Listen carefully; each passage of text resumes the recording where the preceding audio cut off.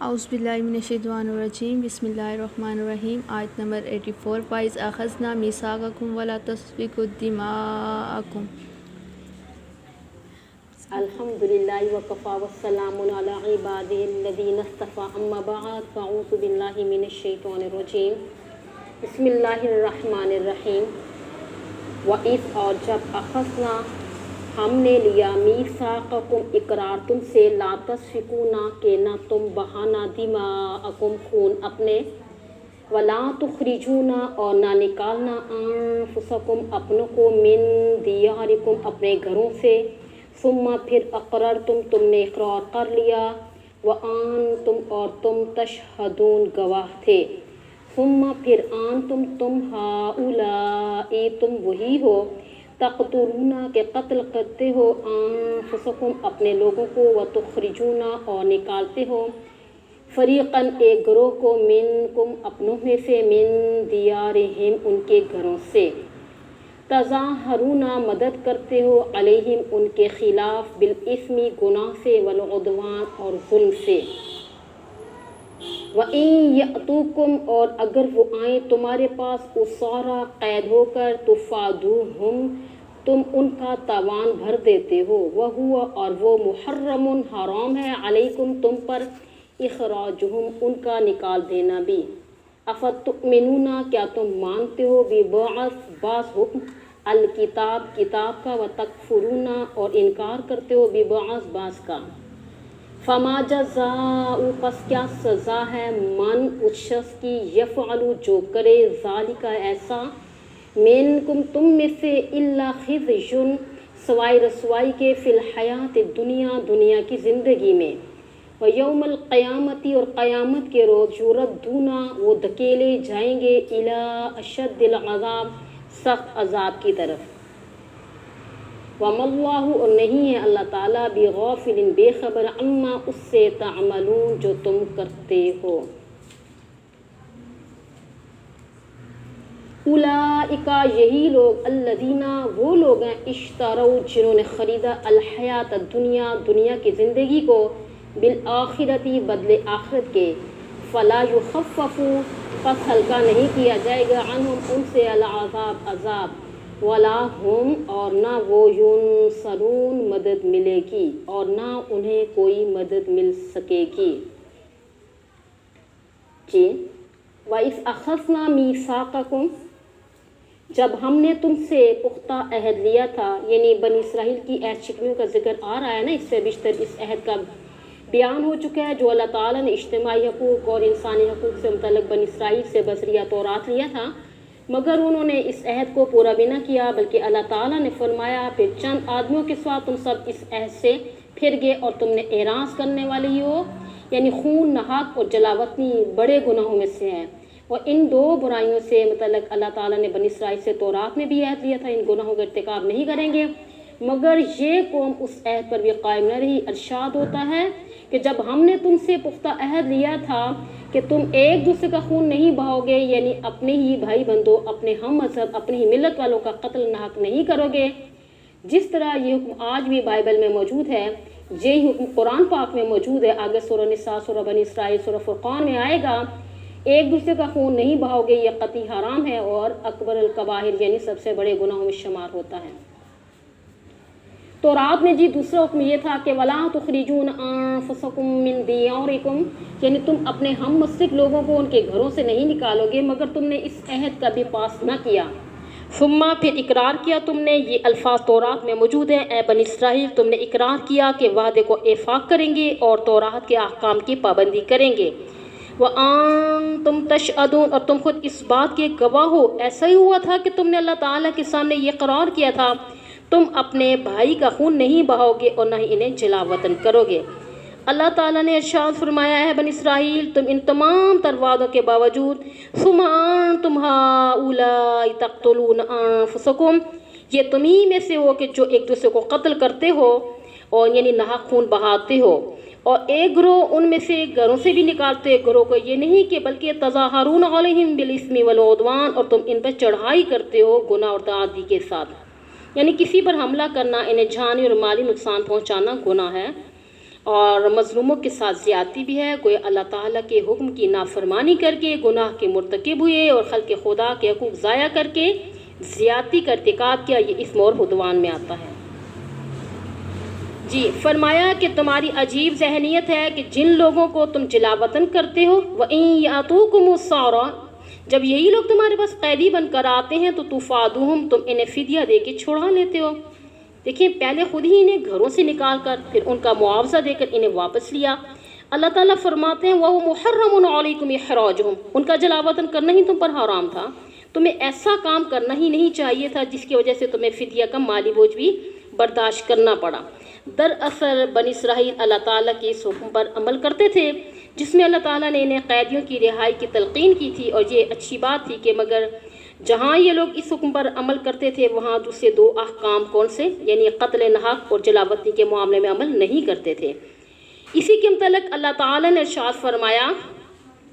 کیا تم کتاب کے بعض احکام پر ایمان لاتے ہو اور بعض کا انکار کر دیتے ہو؟ فرمایا جو لوگ اللہ تعالیٰ کی کتاب کے ساتھ اس قسم کا سلوک کرتے ہیں، یعنی جس حصے پہ چاہا تو عمل کر لیا اور جس کو چاہا تو چھوڑ دیا، فما جزاء من یفعل ذلک منکم، تم میں سے ایسا کرنے والوں کی جزا اس کے سوا کچھ بھی نہیں۔ کیسے کہ دنیا میں بھی ان کی جزا ذلت ہوگی اور قیامت کے روز سخت عذاب کی طرف لوٹائے جائیں گے۔ تاریخ شاہد ہے کہ یہودیوں کے ساتھ ایسے ہوا، یہود بنو قریظہ، بنو نذیر اور خیبر والے سب ذلیل و خوار ہو کر مغلوب ہوئے۔ بنو قریظہ سخت سازشی قسم کے لوگ تھے، ان کا حشر بہت برا ہوا، بعض قتل ہوئے، بعض کو جلاوطن کیا گیا۔ اسی طرح قبیلہ بنو قینقاع والوں نے بھی ذلت و رسوائی کا منہ دیکھا، اس کا ذکر سورہ حشر میں تفصیل کے ساتھ موجود ہے۔ تو ان کی زندگی میں عذاب ہوا تو فرمایا آخرت کا عذاب تو سخت تحرین ہوگا، یہ لوگ اس میں بھی مبتلا ہوں گے۔ یعنی ان آیات میں یہودیوں کی جس باہمی جنگ و جدل اور جلاوطنی کا ذکر ہے اس کے متعلق حضرت شیخ الہند حاشیے میں لکھتے ہیں کہ مدینہ کے دو بڑے قبیلے اوس اور خزرج تھے جو اکثر آپس میں دست و گریباں رہتے تھے، ان کی آبادی ہزاروں کی تعداد تک پہنچتی تھی۔ جب مدینہ میں اسلام کی شمع روشن ہوئی تو انصار مدینہ کی اکثریت بھی انہی دو قبائل میں سے تھی۔ کون سے؟ یعنی اب بنو قریظہ قبیلہ اوس کے حامی تھے اور بنو نذیر قبیلہ خزرج کے طرفدار تھے۔ گویا یہودی اس طریقے سے دو گروہوں میں تقسیم ہو گئے تھے، ان میں اکثر جنگیں ہوتی رہتی تھیں۔ جب ایک قبیلہ دوسرے پہ غالب آتا تو وہ مغلوب کو جلاوطن کر دیتا یا ان کو قتل کر دیتا اور ان کے مکانوں کو گرا دیتا۔ یہ سب ہم مذہب تھے مگر دوسرے قبیلے کے ساتھ منسلک ہونے کی وجہ سے ایک دوسرے کے جانی دشمن تھے۔ پھر یہی لوگ جنہوں نے انہیں جلاوطن کیا تھا مال اکٹھا کرتے، ان کا معاوضہ ادا کر کے انہیں قید سے رہائی دلاتے، اور یہ لوگ قیدی کو چھڑانا اپنا فرض سمجھتے تھے مگر کشت و خون اور جلاوطنی کے احکام کی پابندی نہیں کرتے تھے۔ ان آیات میں اللہ تعالیٰ نے یہودیوں کی اسی خصلت کی طرف اشارہ کیا۔ مفسرین کرام مشرکین کی ایک دوسری لڑائی کا بھی ذکر فرماتے ہیں جسے حرب بعاث کہا جاتا ہے۔ یہ لڑائی 40 سال تک جاری رہی۔ اس لڑائی میں بھی یہودی مختلف گروہوں میں منقسم تھے۔ یہودیوں کا ایک قبیلہ ایک فریق جنگ کے ساتھ تھا جبکہ دوسرا قبیلہ دوسرے ساتھ تھا، یعنی اس جنگ میں بھی یہودیوں نے ایک دوسرے کو قتل کیا، اگر کوئی ہم مذہب بھی سامنے آ گیا اسے بھی مار ڈالتے تھے۔ بہرحال امام ابن کثیر رحمہ اللہ تعالیٰ نے بھی ایک واقعہ نقل کیا، کہتے ہیں کہ حضرت عمر رضی اللہ تعالیٰ کے عہد میں مسلمان ایران کی طرف کسی جہاد میں مصروف تھے اور اسلامی فوج میں حضرت عبداللہ بن سلام بھی شامل تھے جو ایک یہودی عالم تھے، مگر اللہ تعالیٰ نے اسلام کی دولت سے مشرف کیا۔ جب جہاد میں مسلمانوں کو فتح حاصل ہوئی تو بہت سے قیدی بھی ہاتھ آئے جن میں وہ یہودی بھی شامل تھے جو کہ مجوسیوں کی طرف سے جنگ میں شریک ہوئے تھے۔ اب ان میں ایک یہودی عورت لونڈی بن کر آئی جسے حضرت عبداللہ بن سلام نے 900 درہم میں خریدا۔ جب آپ کوفہ میں واپس آئے تو وہاں کے ایک مشہور و معروف یہودی، یعنی راس الجالوت بھی کہتے ہیں، راس الحالوت بھی کہتے ہیں، یعنی آپ نے یہودی کو وہ لونڈی فروخت کرنے کی پیشکش کی، وہ رضامند ہو گیا اور قیمت دریافت کی تو انہوں نے کہا کہ میں نے اسے 900 درہم میں خریدا ہے مگر اب میں 4000 درہم سے یعنی کم پہ نہیں دوں گا۔ پہلے تو راس الحالوت اپنی یعنی کہ بڑی قیمت دینے پہ تیار نہ ہوا، پھر حضرت عبداللہ بن سلام رضی اللہ تعالیٰ نے یعنی اس کے کان میں تورات کی وہی آیت پڑھی وَإِن يَأْتُوكُمْ أُسَارَىٰ تُفَادُوهُمْ، یعنی جب تمہارا کوئی ہم مسلک قیدی بن کر آئے تو تم اسے کیا کرتے ہو؟ چھڑا لو۔ یہ سن کر یہودی مجبور ہو گیا تو اسے 4000 کے بدلے میں خریدنا منظور کر لیا، مگر حضرت عبداللہ بن سلام رضی اللہ تعالیٰ نے 2000 درہم لے لیے اور باقی 2000 واپس کر دیے اور اسی طرح لونڈی اس کے پاس فروخت کر دی۔ مقصد یہ ہے کہ یہودی قیدیوں کو چھڑانے والے حکم پر سختی سے کاربند تھے اگرچہ دوسرے احکام کی پرواہ نہیں کرتے تھے۔ اب یہودیوں کی جزوی ایمان کا جو نقشہ قرآن پاک نے ان آیات میں کھینچا ہے، اگر انصاف کی نظر سے دیکھا جائے تو آج کل مسلمانوں کی حالت اس سے مختلف نہیں ہے۔ آج مسلمانوں کی حالت یہی ہے کہ قرآن پاک کے کسی حصے پہ ایمان لاتے ہیں اور بعض احکام کو نہیں مانتے، اسی لیے تو دنیا میں رسوا ہو رہے ہیں۔ غلامی سے بڑی ذلت اور کیا ہو سکتی ہے کہ جس کی وجہ سے تہذیب مٹ جاتی ہے۔ دیکھیے کہ کابل والوں کا کیا اشر ہو رہا ہے، افغانستان پہ غیر کا قبضہ ہو چکا ہے۔ اب یہی حال اس سے پہلے سمرقند اور بخارا کا بھی ہوا۔ فلسطین میں کیا ہو رہا ہے، بنگالیوں کو کون سی عزت نصیب ہو رہی ہے، یہ سب ذلت اور رسوائی نہیں تو اور کیا ہے۔ وجہ یہی ہے کہ مسلمانوں نے بھی یہودیوں کا طریقہ اختیار کر لیا، جو حکم ان کی خواہش کے مطابق ہوتا ہے تو اسے تسلیم کر لیتے ہیں،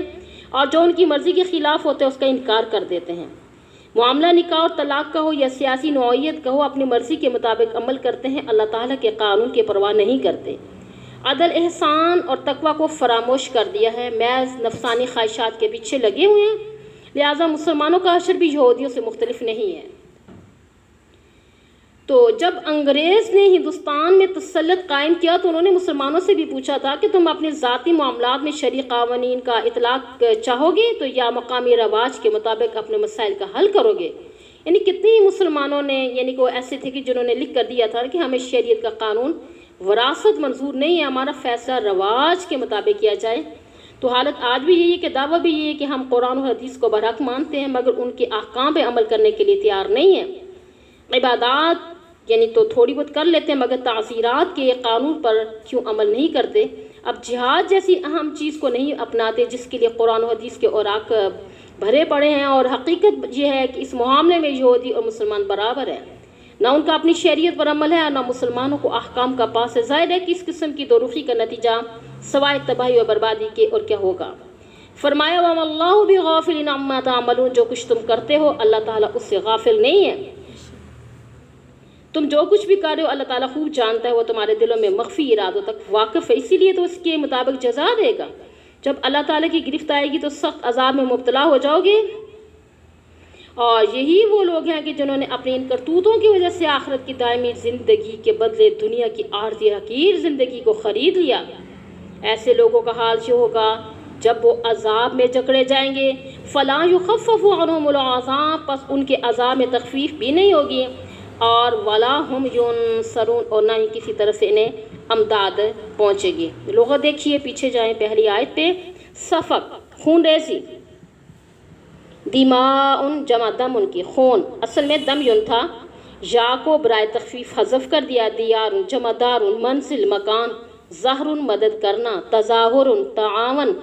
اسورا جمع اسیر، ان کی الاسر کا معنی ہے نا بیڑی میں جکڑ لینے کے ہیں، ہر وہ شخص جسے پکڑ کر قید کر لیا جاتا ہے اسیر کہلاتا ہے، خواہ وہ بندھا ہوا نہ ہو۔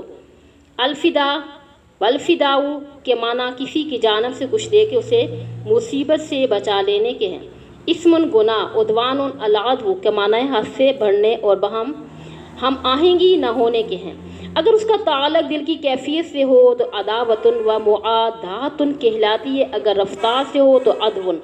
اور اگر عدل و انصاف میں خلل اندازی کی صورت میں ہو تو اسے عدوان کہا جاتا ہے۔